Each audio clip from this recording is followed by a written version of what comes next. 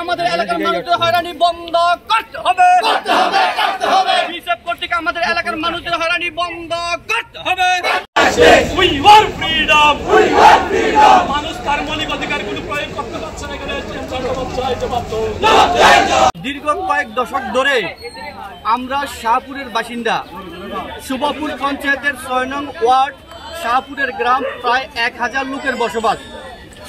আপনারা দেখেছেন বিগত কয়েকদিন পূর্বেও আমাদের প্রদেশ সভাপতি শ্রী আশিস কুমার সাহা ওইখানে গিয়েছিলেন। আপনারা দেখেছেন কিভাবে একজন এত বড় লিডারকে বিএসএফ কর্তৃক গ্রামে ঢুকতে বাধা প্রদান করছে। এর থেকে আপনারা আন্দাজ করতে পারেন শাহপুরের নিরহ সহজ সরলা মানুষদেরকে কিভাবে বিএসএফ অত্যাচার অবিচার করে। আমরা বারংবার এসডিএম ডিএমকে জানানোর সত্ত্বেও তারা কিন্তু কর্ণপাত করেনি। আজকে আমাদের পিঠ দেয়ালের মধ্যে ঠেকে গেছে, তাই আজকে গ্রামবাসীরা নির্দ্বিধায় হয়ে আজকে রাস্তা অবরোধ করছে। আমরা আমাদের মূল দাবি হলো বিএসএফ কর্তৃক আমাদের এলাকার মানুষদের হয়রানি বন্ধ করতে হবে। বিভিন্ন রেশন সামগ্রী নিজ বাড়িতে যেতে বিএসএফ এর পারমিশন বন্ধ করতে হবে। প্রায় ৭০০ মিটার দূরত্বে বিএসএফ সেন্ট্রি পোস্ট বসিয়ে মানুষ, বিশেষ করে স্কুল কলেজ ছাত্রছাত্রী এবং শিক্ষক শিক্ষিকা থেকে গ্রামের কেউ তাদের হাত থেকে রেহাই পান না। সুতরাং তাদেরকে অবিলম্বে সেই ৭০০ মিটার থেকে তাদের যে সেন্ট্রি পোস্ট আছে সেটাকে সরিয়ে ২০ গজের মধ্যে তাদের কার্যক্রম পরিচালনা করতে হবে। অলরেডি সেই বিএসএফ বর্তমানে ১০ হাত অন্তর অন্তর 0 পয়েন্টে তারা ডিউটি করছে। এখন আমাদের মূল বিষয় হলো তারা যেহেতু ৭০০ মিটারও আছে এবং যেহেতু বর্তমানে এট দ্য প্রেজেন্ট টাইমে ২০ গজের মধ্যে তারা তাদের কর্মকার্য পরিচালনা করে।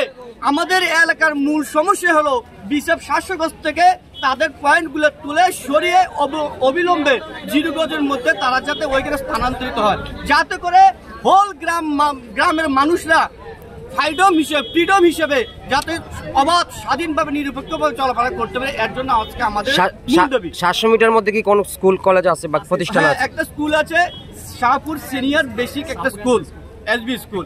এখানে একটা শাহপুরের ভিতরে একটা অঙ্গনওয়াড়ি স্কুলও আছে। শাহপুরের ভিতরে যে অঙ্গনওয়াড়ি স্কুলটা আছে ওইখানে তাদের যে স্কুলের যে মিড ডে মিল, এমনকি সিনিয়র বেসিকের যে মিড ডে মিল, এগুলো পর্যন্ত ওনারা নিয়ে যেতে দেয় না। এমন অবস্থা আমরা কি করা?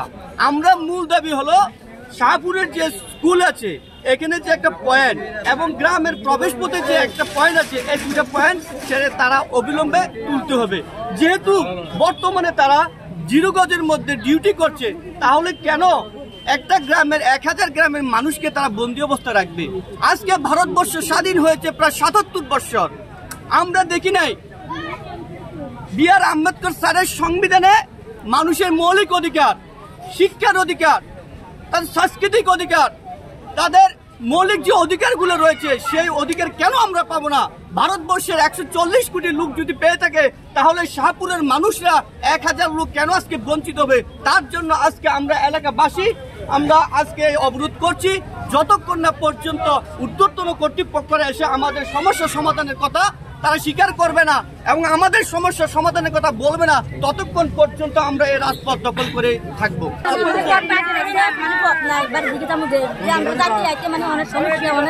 অনেক সমস্যাটা কি কি সমস্যা?